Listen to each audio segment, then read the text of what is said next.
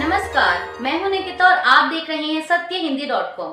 चलिए एक नजर डालते हैं अब तक की सुर्खियों पर। किसान मजदूर मोर्चा के नेता सरवन सिंह पंढेर ने दावा किया कि किसान नेता सरदार जगजीत सिंह टल्लेवाल को केंद्र सरकार, पंजाब और हरियाणा सरकार ने संयुक्त ऑपरेशन कर हिरासत में ले लिया है।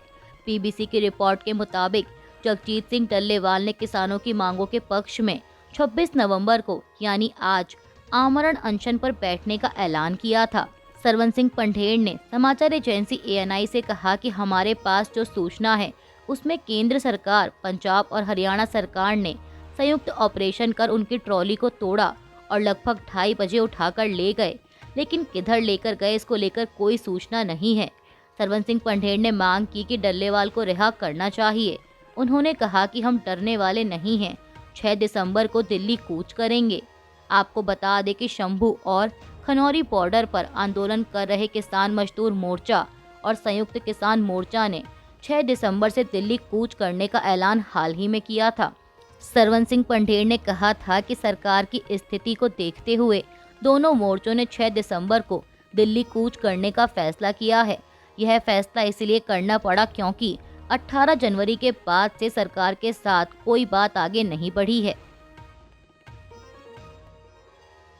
वक्फ संशोधन विधेयक पर नवीन पटनायक की पार्टी बीजेडी ने आरोप लगाया है कि विधेयक लाने से पहले मुस्लिमों से इस बारे में विचार विमर्श नहीं किया गया।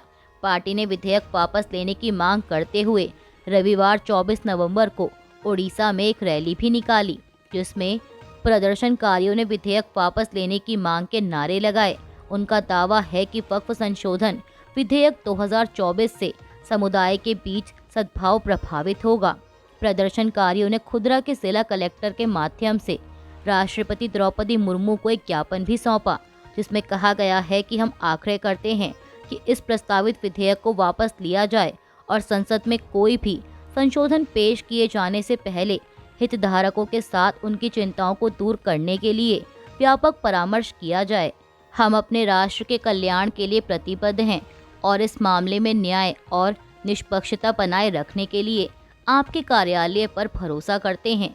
इसके अलावा बीजेडी के राज्यसभा सांसद मुजीबुल्लाह खान ने कहा कि यह वक्फ की स्वायत्तता के लिए हानिकारक है और इस तरह के प्रावधान पूर्वाग्रह, पक्षपात और वक्फ बोर्ड के अधिकारों को कमजोर करते हैं।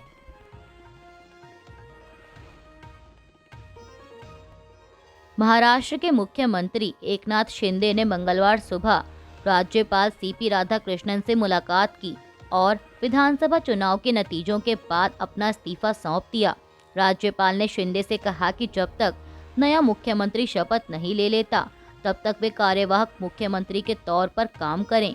शिंदे के साथ राजभवन में उप मुख्यमंत्री अजीत पवार और देवेंद्र फडणवीस भी मौजूद रहे। महाराष्ट्र के अगले मुख्यमंत्री के लिए महायुति की पसंद पर सस्पेंस के बीच एकनाथ शिंदे की शिवसेना के एक नेता ने दावा किया है कि मराठा समुदाय चाहता है कि शिंदे शीर्ष पद पर बने रहें। पीटीआई के मुताबिक शिवसेना प्रवक्ता शीतल महात्रे ने मंगलवार को संवाददाताओं से कहा कि राज्य में स्थानीय निकायों के आगामी चुनावों के मद्देनजर यह भी वांछनीय है कि शिंदे मुख्यमंत्री के रूप में बने रहें। आपको बता दें कि सत्तारूढ़ गठबंधन के नेताओं में अब तक इस बात पर आम सहमति नहीं बन पाई है कि अगला मुख्यमंत्री कौन होना चाहिए। महाराष्ट्र में अगले मुख्यमंत्री पर जारी सस्पेंस के बीच उद्धव ठाकरे गुट के नेता संजय राउत ने कहा कि अमित शाह और नरेंद्र मोदी तय करेंगे कि महाराष्ट्र का सीएम कौन होगा। ना तो एकनाथ शिंदे और ना ही अजीत पवार अपनी अपनी पार्टियों के बारे में फैसला कर सकते हैं। दोनों पार्टियों के बारे में फैसले दिल्ली में लिए जाते हैं। अमित शाह और मोदी जी तय करते हैं कि एकनाथ शिंदे और अजीत पवार को क्या करना है। ये दोनों पार्टियां, शिंदे की शिवसेना और अजीत पवार की एनसीपी, भाजपा की गुलाम हैं। वे भाजपा की उपकंपनी है। मोदी जी और शाह जी जो भी कहेंगे उन्हें उसका पालन करना होगा।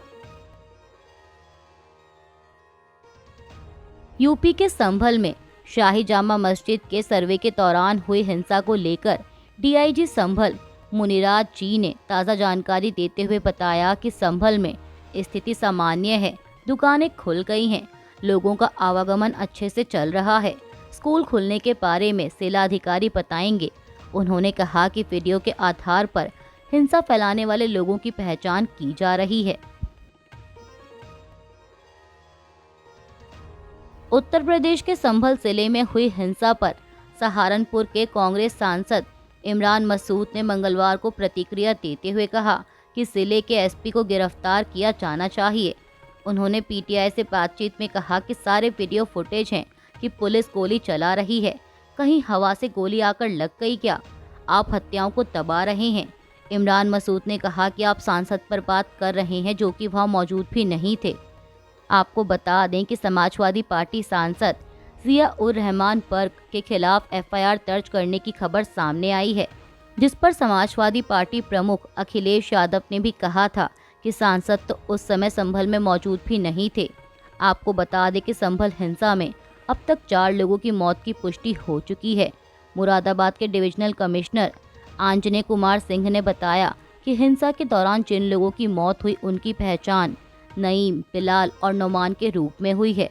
वहीं चौथे की पहचान अभी तक प्रशासन ने नहीं बताई है। पड़ोसी मुल्क बांग्लादेश के चटगांव में बीते दिन सोमवार को इस्कॉन पुंडरिक धाम के अध्यक्ष चिन्मय कृष्णन दास को गिरफ्तार कर लिया गया, जिसके बाद से स्थिति बिगड़ती जा रही है। मीडिया रिपोर्ट्स के मुताबिक गिरफ्तारी के खिलाफ हिंदू समाज के लोग सड़कों पर उतर आए हैं और इसी दौरान पीएनपी और जमात के कार्यकर्ताओं ने हिंदुओं पर हमला कर दिया। इस हमले में करीब 50 लोगों के घायल होने की खबर है। वहीं बीती देर रात को हजारों की संख्या में हिंदुओं ने जय सिया राम और हर हर महादेव के जयकारे लगाते हुए मौलवी बाजार में एक विशाल मशाल रैली निकाली। इस बीच गौर करने वाली बात जो सामने आ रही है वो ये है कि इन हिंसक घटनाओं के दौरान प्रशासन और पुलिस ने कोई कार्रवाई नहीं की। शाहबाग के हमले के समय पुलिस और प्रशासन मूक दर्शक बने रहे। सोशल मीडिया पर सामने आई तस्वीरें इन हमलों की गंभीरता को उजागर करती हैं।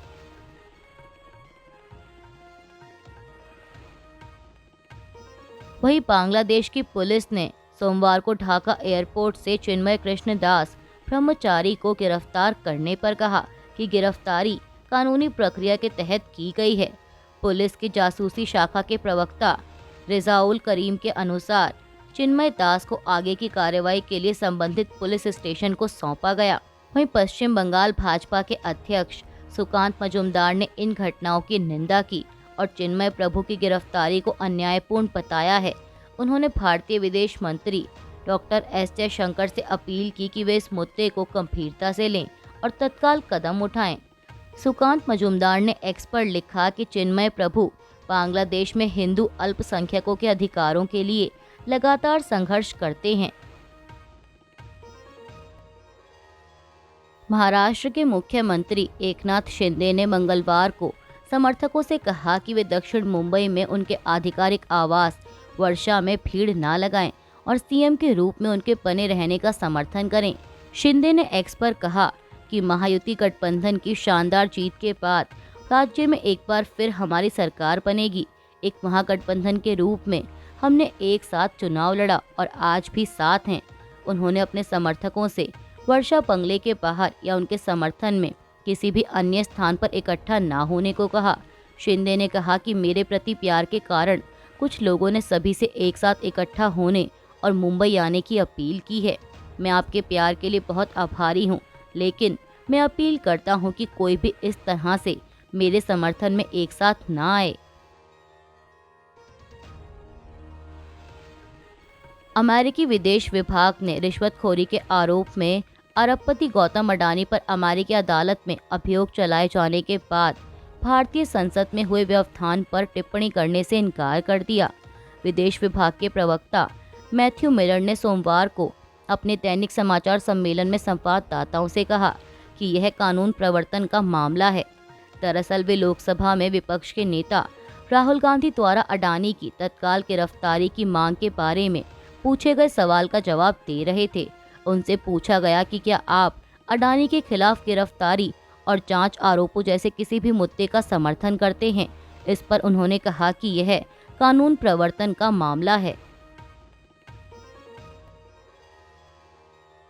महाराष्ट्र की गठबंधन सरकार ने विधानसभा चुनाव संपन्न होने के बाद आईपीएस अधिकारी रश्मि शुक्ला को पुलिस महानिदेशक के पद पर बहाल कर दिया है।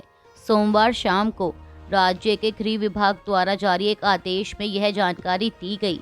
आपको बता दें कि चुनाव से पहले भारत के चुनाव आयोग के निर्देश पर शुक्ला को टीजीपी पद से हटाए जाने के बाद संजय कुमार वर्मा ने राज्य के शीर्ष पुलिस अधिकारी का पदभार संभाला था। मीडिया रिपोर्ट्स के मुताबिक कांग्रेस ने मांग की थी कि उन्हें हटाया जाना चाहिए।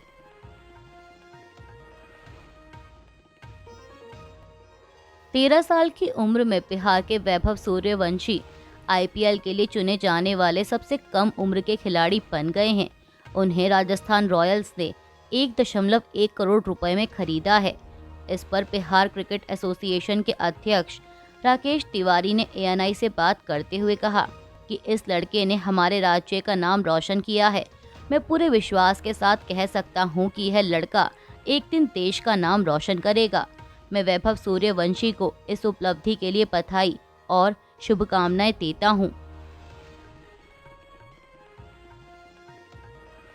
इस्राएली और अमेरिकी अधिकारियों ने कहा कि इस्राएल और लेबनान युद्ध विराम को लेकर समझौता होने के करीब हैं। इस पर चर्चा करने को लेकर इस्राएली कैबिनेट की आज बैठक होनी है। मीडिया रिपोर्ट्स के मुताबिक इस्राएल और लेबनान में मौजूद ईरान समर्थित शिया हथियारबंद गुट हिजबुल्लाह के बीच लड़ाई को खत्म करने के लिए 60 दिनों के संघर्ष विराम का प्रस्ताव दिया जा सकता है। इसमें दक्षिणी लेबनान से इस्राएली सेना की वापसी और क्षेत्र में हिजबुल्लाह की उपस्थिति को समाप्त करना शामिल है। अमेरिका में नेशनल सिक्योरिटी काउंसिल प्रवक्ता जॉन किर्बी ने कहा कि हमें लगता है हम उस बिंदु पर पहुंच गए हैं जहां हम युद्ध विराम के करीब हैं। अभी के लिए बस इतना ही। बाकी की खबरों के लिए बने रहिए सत्यहिंदी.com के साथ।